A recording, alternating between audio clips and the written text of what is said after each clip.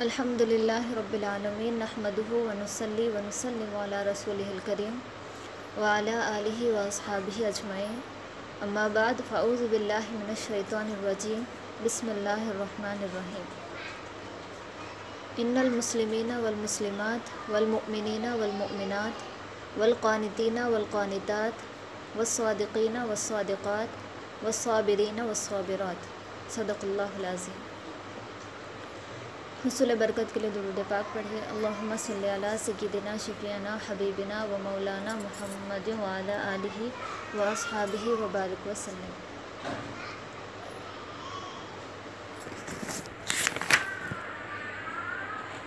ہمارا درس جو ہے کنٹینیو ہے۔ اس سے قبل درس میں 4 اوصاف جو ہے مکمل ہو گئے مرد اور عورت کے۔ ایک ہے مسلمان ہونا، دوسرا مومن ہونا، تیسرا ادب و احترام والے ہونا، اور چوتھا جو ہے سچے ہونا، مرد اور عورت دونوں کے لیے۔ اور اس کو ہم اچھے سے سمجھ بھی گئے ہیں تفصیل سے، ڈیٹیل سے۔ اب آگے ہے 5واں وصف جو اللہ پاک نے بیان فرمایا، وہ ہے والصابرین والصابرات، اور صبر کرنے والے مرد اور صبر کرنے والی عورتیں۔ صبر یہ جو ہے ہمارے اسلاف بزرگان دین کا طریقہ رہا ہے، صبر کرنا ہمارے بڑوں کا طریقہ رہا ہے۔ صبر کے حوالے سے اللہ پاک نے قرآن میں بھی فرمایا، سورہ بقرہ کی آیت کریمہ 45 میں، وَاسْتَعِینُوا بِالصَّبْرِ وَالصَّلَاةِ، نماز اور صبر کے ذریعے مدد طلب کرو۔ جب پریشانی آ جائے، کوئی مصیبت آ جائے تو نماز اور صبر کے ذریعے مدد طلب کرو۔ یہ 2 اللہ پاک نے ہمیں ایسے عمل دے دیے جس کے ذریعے اللہ پاک ہماری مدد فرمائے گا، چاہے وہ کیسی ہی کیوں نہ پریشانی ہو۔ اور اکثر رسول پاک علیہ الصلاۃ والسلام کا عمل یہ ہوا کرتا تھا کہ جب کوئی پریشانی آپ کو لاحق ہوتی، کوئی جو ہے ٹینشن آپ کو ہوتی، تو آپ زیادہ نماز پڑھا کرتے تھے، یہ 5 وقت کی تو ہو ہی گئی، لیکن اکثر رسول پاک نماز حاجت جس کو بولتے ہیں وہ بھی پڑھا کرتے تھے، مصیبت اور پریشانی۔ جبکہ رسول پاک ہاتھ اٹھا دے تو ساری مصیبتیں اور پریشانیاں دور ہو جائے، اللہ پاک اس طرح دعا کو قبول کر لے۔ لیکن رسول پاک نماز پڑھ کر امت کو یہ درس دینا چاہ رہے ہیں کہ اگر تمہیں مصیبت پیش آ جائے، کیونکہ امت تو امتی ہے، نبی نہیں ہے کہ ہاتھ اٹھاتے ہی اس کی دعا قبول ہو جائے، وہ تو نبی ہے، لیکن نبی عملی پیغام ہمیں دے رہے ہیں کہ جب مصیبت اور پریشانی آ جائے تو نمازوں کی کثرت کرو۔ اور ہمارے پاس اس کا اپوزٹ ہوتا ہے، پریشانی کے عالم میں اور بھی نماز جو ہے ہم بھول جاتے ہیں، ارے کیا نماز پڑھنا، جو پریشانی ہے، یہ ذہن میں ہماری سوچ آتی ہے۔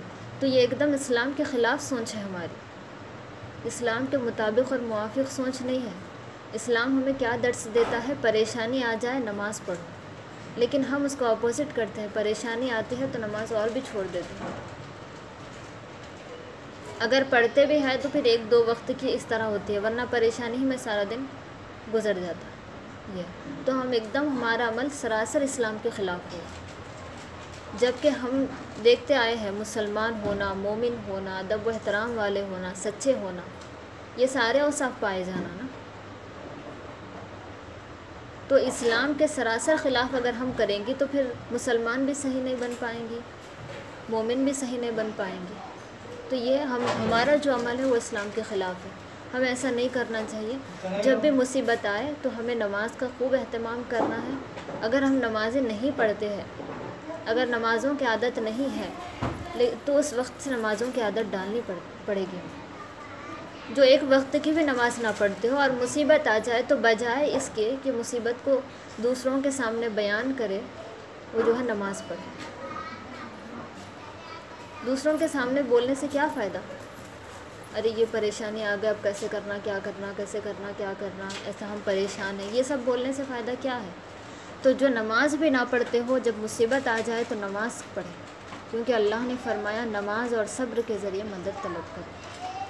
یا ایھا الذین آمنوا استعینوا بالصبر والصلاۃ ان اللہ مع الصابرین، یہ پارہ نمبر 2 میں ہے، 153 آیت کا، پارہ نمبر 1 میں بھی ہے 45، پارہ نمبر 2 میں 153 میں ہے۔ اے ایمان والو، یہ ایمان والوں سے کہہ رہا ہے اللہ پاک، اور ہم مومن ہیں الحمدللہ، کیونکہ ہم مومن کی تعریف، اس کی تفصیل سن چکے ہیں پہلے۔ نماز اور صبر کے ذریعے مدد طلب کرو، ان اللہ مع الصابرین، یقیناً اللہ صبر کرنے والوں کے ساتھ ہے۔ اللہ پاک صبر کرنے والوں کے ساتھ ہے۔ اب صبر کیا ہے؟ ہم صبر کریں تو کیسے کریں؟ آخر صبر ہو کیسے سکتا ہے؟ ہمارا ایسا کون سا عمل ہوگا جس سے پتہ چلے کہ یقیناً ہم صبر کر رہے ہیں؟ یہ معلوم کریں۔ تو صبر جو ہے ایسی تکلیف ہو جس کا ازالہ ممکن ہو، لیکن اس کو ہم دور نہ کریں۔ ایسی تکلیف ہو جس کو ہم دور کرنے پر قدرت رکھتی ہے، ہم اس کو دور کر سکتے ہیں، لیکن ہم پھر بھی دور نہیں کر رہے اس تکلیف کو، اس کا نام صبر ہے۔ اتنی طاقت ہمارے اندر ہے کہ جب وہ پریشانی آ جائے تو ہم اس کو ڈیل کر سکتے ہیں، اس کو ہم دور کر سکتے ہیں، پھر بھی نہ کرے اور یہ سوچیں کہ اللہ پاک نے مجھے یہ تکلیف دی ہے تو میں اللہ کی رضا پر راضی ہوں، یہ اگر سوچیں گے تو یہ صبر ہے۔ جبکہ دور کرنے کی طاقت بھی رکھتے ہیں، اس کو صبر نہیں کہتے۔ دور کر لیں تو اس کو صبر نہیں کہتے، لیکن اگر اللہ پاک نے یہ دی ہے تو میں اللہ کی نے جو تکلیف دی ہے اس پر میں خوش ہوں، اللہ جب راضی ہے تو میں بھی راضی ہوں، یہ کہنا صبر ہے۔ نہ یہ کہ دوسروں کے سامنے بیان کرنا، وہ بھی نہیں، کیونکہ اللہ پاک نے فرمایا لا یکلف اللہ نفسا الا وسعها، اللہ پاک کسی بھی جان کو اس کی طاقت سے زیادہ تکلیف نہیں دیتا، یہ اللہ کا وعدہ ہے۔ لا یکلف اللہ نفسا الا وسعها، کسی بھی جان کو، جس کو جتنی طاقت ہو اللہ پاک اتنی ہی مصیبت اسے دیتا ہے، اتنی ہی پریشانی اسے دیتا ہے، طاقت سے زیادہ نہیں دیتا۔ جتنی سہنے کی ہمارے اندر کیپیسٹی ہے، اللہ پاک اسی کے حساب سے ہم پر پریشانی دیتا ہے، اور یہ اللہ کا وعدہ ہے کہ ہم کسی بھی نفس کو، کسی بھی جان کو اس کی طاقت سے زیادہ جو ہے تکلیف نہیں دیں گے۔ تو اب یہ سوچنا چاہیے جب بھی ہمیں تکلیف پہنچے، اس کا مطلب اللہ پاک کے نزدیک ہمارا یہ مقام، یہ مرتبہ ہے کہ ہم اس تکلیف کو سہ سکتے ہیں، ہمارے اندر اتنی طاقت ہے کہ ہم اس تکلیف کو برداشت کریں، تو یہ تکلیف میں ہم مبتلا ہوئے ہیں۔ اگر ہم اس تکلیف کو برداشت کرنے کے لائق نہیں ہوتے، ہمارے اندر اتنی صلاحیت نہیں ہوتی، تو اللہ پاک وہ تکلیف دیتا ہی نہیں اللہ پاک۔ اور یہ قرآن کا فرمان، لا یکلف اللہ نفسا الا وسعها، کسی بھی جان کو اس کی طاقت سے زیادہ تکلیف کبھی نہیں ملتی، یہ ایک بات۔ اور دوسری بات، یہ تو سمجھ میں آ گیا ہمیں صبر کیسا ہونا چاہیے۔ اگر تکلیف دور کرنے کی طاقت ہو بھی اور ہم اس کو دور نہ کریں، یہ ایک صبر ہے۔ اور دوسرا، تکلیف کو اگر ہم مخلوق کے سامنے بیان کریں گے، جیسے جو بھی سامنے بیٹھے ان کو ہم اپنی تکلیف سنائیں، ہمارے گھر میں ایسا، مجھے یہ تکلیف ہے، یہ پریشانی ہے، ہر کسی کے سامنے سنائیں، تو یہ شکوہ ہے، اس کو صبر نہیں کہتی، یہ شکوہ ہے۔ لیکن اگر چھپا کر رکھیں سب سے تو یہ صبر ہے، اور وہی تکلیف ہم اللہ کے سامنے بیان کریں تو یہ صبر ہے۔ ہمارے حضرت ہمیشہ یہ کہتے ہیں، تکلیف کو خدا کے سامنے ظاہر کرنا یہ صبر ہے، اور ساری مخلوق کے سامنے ظاہر کرنا یہ شکوہ ہے۔ اب یہاں ایک سوال ہمارے ذہن میں بھی آتا ہے، اللہ پاک تو سب جانتا ہے، اس کے سامنے تکلیف ظاہر کرنے کی کیا ضرورت ہے؟ تکلیف تو وہی دیا ہے، اللہ پاک تو جانتا ہے ہی ہمیں کیا تکلیف ہے، تو پھر ہم دعا بھی تو کرتی ہیں، دعا کیوں کرتی ہے؟ اللہ پاک وہ بھی تو جانتا ہے کہ ہمارے دلوں میں کیا ہے، ہم کیا مانگنا چاہتے ہیں، پھر بھی ہم دعا کرتی ہیں نا۔ تو یہ ایک صبر کی مطلب ایک کوالٹی ہے کہ ہم اپنی تکلیف، دل میں ایک تکلیف سی رہتی ہے، کسی کے بھی سامنے ہم خوش نہیں رہ پاتے، ایسی تکلیف ہمارے اندر ہوتی ہے جس کو ہم برداشت نہیں کر پاتے، کبھی آنسو بہتے ہیں تو کبھی کچھ یہ ہوا کرتا ہے۔ تو جب تک کہ وہ تکلیف کسی سے بیان نہ کر لی جائے، دل ہلکا نہیں ہوتا۔ تو اس سے بہتر کہ ہم دوسروں کے سامنے اس تکلیف کو بیان کریں، خود خدا کے سامنے جا کر بیٹھیں، جبکہ اللہ پاک جانتا ہے، ہم سے زیادہ جانتا ہے اللہ پاک کہ ہمیں کیا تکلیف ہے۔ اگرچہ ہم ان پریشانیوں میں تھوڑی بہت تکلیفیں بھول بھی جائیں، جو چھوٹی موٹی پہلے کی تھی، بڑی پریشانی آنے کے وقت ہم بھول بھی جائیں، لیکن اللہ پاک سب جانتا ہے۔ تو جب ہمیں اپنا دل ہلکا کرنا ہو، اپنی تکلیف کا جو ہے اظہار کرنا ہو، تو وہ خدا کے سامنے کریں، کیونکہ اللہ پاک ہے مدد کرنے والا۔ ہم جس کے بھی سامنے کہیں گے تو بس وہ یہی کہیں گے، صبر کرو ماں، اب نہیں ہو تو بعد میں ہوتا، ایسا ویسا۔ اللہ کے پاس دیر ہے اندھیر نہیں، یہ سب باتیں ہمیں سمجھانے کو بڑوں سے ملتی ہے. وہ ایک تسلی کے طور پر صرف تسلی دے سکتے ہیں، کوئی بھی مدد نہیں کر سکتے، پریشانی کو دور نہیں کر سکتے، صرف تسلی دے سکتے. اب نہیں ہوا تو ٹھیک ہوتا بعد میں، اس طرح کچھ بھی بڑے جو ہے، بڑے ہو یا کوئی بھی ہو، ہمیں صرف تسلی دے سکتے، ہماری مدد نہیں کر سکتے، پورے طور پر ہماری پریشانی کو دور کرنے میں مدد نہیں کر سکتے. لیکن وہی تکلیف اگر ہم رب کے سامنے ظاہر کریں تو وہ مدد کیا اللہ پاک ہی خود دور کر دے گا ہماری پریشانی. اللہ خود ہی ہماری پریشانی کو دور کر دے گا. تو ہمارے اندر طاقت ہو پھر بھی ہم جو ہے اس تکلیف کو دور نہ کریں، یہ صبر ہے. یعنی اسی تکلیف کو لے کر کے خوش رہے، یہ صبر ہے. صبر ایوب بہت مشہور ہے نا، حضرت ایوب علیہ السلام کا صبر. آپ کو اللہ پاک نے آزمائش میں مبتلا فرمایا، پہلے بہت دولت دی، اولاد دی، عیش و آرام، سب کچھ دیا اللہ پاک نے. اور حضرت ایوب علیہ السلام نبی ہے اللہ کے. یہ دینے کے بعد اللہ پاک نے آزمائش کے طور پر سب کچھ لے لیا، عیش و آرام بھی لے لیا، اولاد بھی لے لی، سب کچھ. یہ ہوا. اتنا ہونے کے بعد بھی اور ایک آزمائش میں مبتلا فرمایا کہ آپ کو وہ پھوڑے پھنسی والی بیماری ہو گئی. حضرت ایوب کو پورا جسم بھر کر ایسی بیماری لاحق ہو گئی. اس عالم میں بھی حضرت ایوب علیہ السلام سے کوئی شکوہ ان کی زبان سے نہیں نکلا، کوئی شکوہ نہیں. ان کی نیک بیوی جو ایسے عالم میں بھی اپنے شوہر کا ساتھ اس نے نہیں چھوڑا. حضرت رحمت ان کا نام ہے، رحمت نام ہے. تو آپ اس عالم میں بھی حضرت ایوب کے ساتھ رہے. اس عالم میں بھی جب آپ سوچئے جسم بھر کر اور اس سے پس نکل رہا ہو، کیڑے اس میں بھر گئے، کیڑے ہو گئے. آپ کچھ کھا نہیں سکتے، اگر کھاتے بھی تو وہ پھوڑے پھنسی کے ذریعے نکل جاتا، جو کھاتے اور جو پیتے وہ نکل جاتا. ساری قوم نے آپ کو جو ہے آپ سے دور ہو گئے، ساری قوم دور ہو گئے. کوئی جو ہے جس قوم میں آپ رہا کرتے تھے وہاں رہنے بھی نہیں دے، نہیں یہاں نہیں رہنا، دوسری جگہ چلا جاؤ، یہاں نہیں رہنا، دوسری جگہ. یہاں تک کہ آپ کوڑے کے پاس تک جا کے رہنے لگے، کچرا وغیرہ جہاں رہتا ہے وہاں پر. کیونکہ کوئی بھی جو ہے قبول کرنے تیار نہیں، کوئی رکھنے تیار نہیں، ہر کوئی دور دور بھاگ رہا ہے، کوئی کھانا دینے تیار نہیں. ایسے عالم میں بھی کوئی شکوہ نہیں، اے رب مجھے ہی اتنا کیوں، کوئی شکوہ نہیں. حضرت ایوب اس سے زیادہ تو تکلیف کبھی کسی کو ہو ہی نہیں سکتی، ہو ہی نہیں سکتی.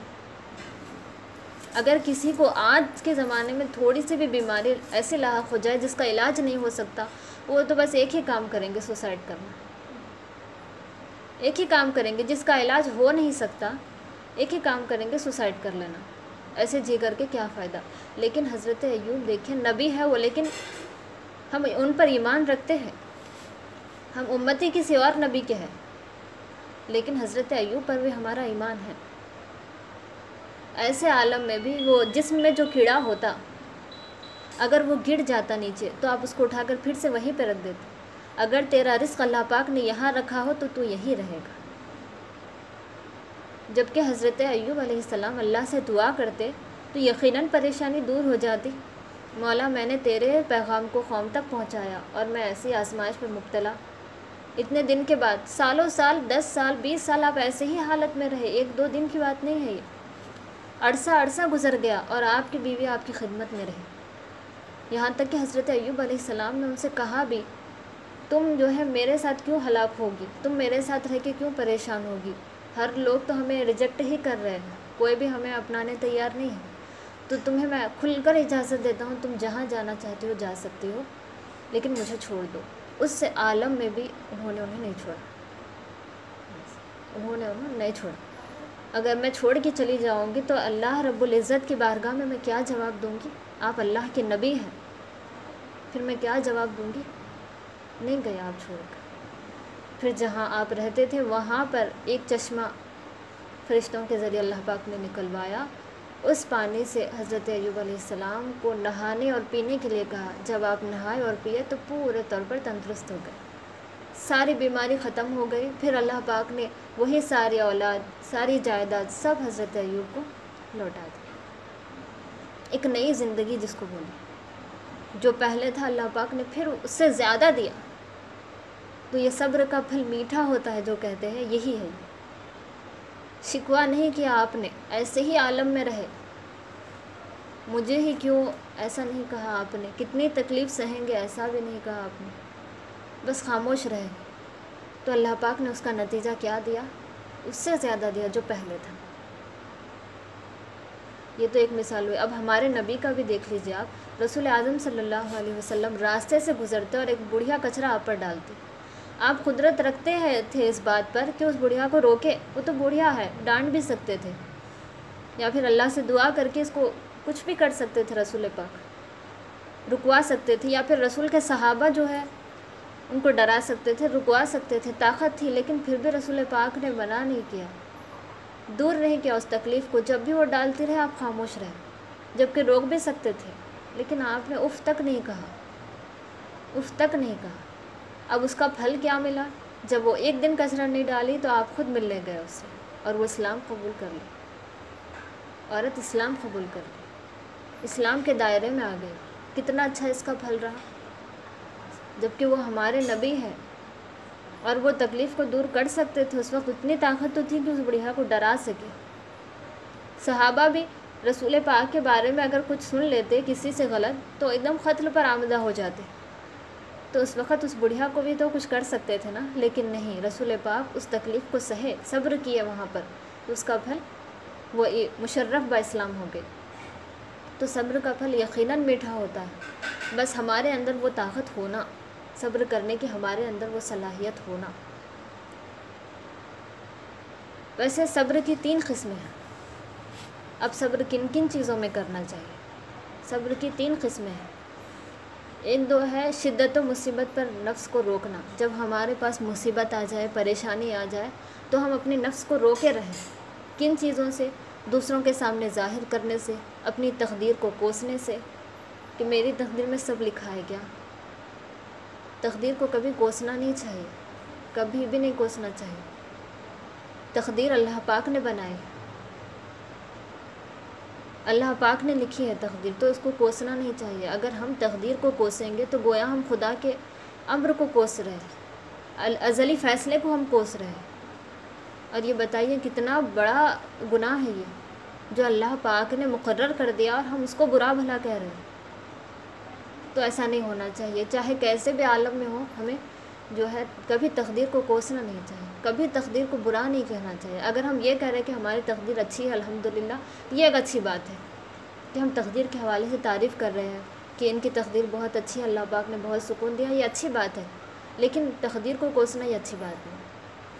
تو مصیبت پریشانی جب آئے تو دوسروں کو بولنے سے بھی ہم پرہیز کریں، اپنی تقدیر کو کوسنے سے بھی ہم پرہیز کریں، اور اللہ پاک کے سامنے شکوہ کرنے سے بھی ہم پرہیز کریں. خود کو روکے. اللہ پاک کے سامنے شکوہ نہیں ہونا چاہیے میرے ساتھ ہی ہونا تھا کیا، مجھے ہی اتنی پریشانیاں ہونی تھی کیا. نہیں، یہ کہنا چاہیے کہ اللہ اگر تو راضی ہے میرے اس رونے، میرے اس پریشانی سے، تو میں بھی راضی ہوں. میری اس تکلیف سے تو خوش ہے تو پھر میں بھی خوش ہوں. یہ ہونا چاہیے. تو یہ صبر ہے. دوسرا ہے طاعت و عبادت کی مشقتوں میں مستقل رہنا. جیسے اگر ہمیں عبادتیں کرنے میں پریشانی آئے تو بھی ہم عبادتوں کو نہ چھوڑیں. کوئی ہمیں عبادتوں سے روکے اور وہاں ظلم و ستم ہو رہا ہو، عبادت کرے تو پھر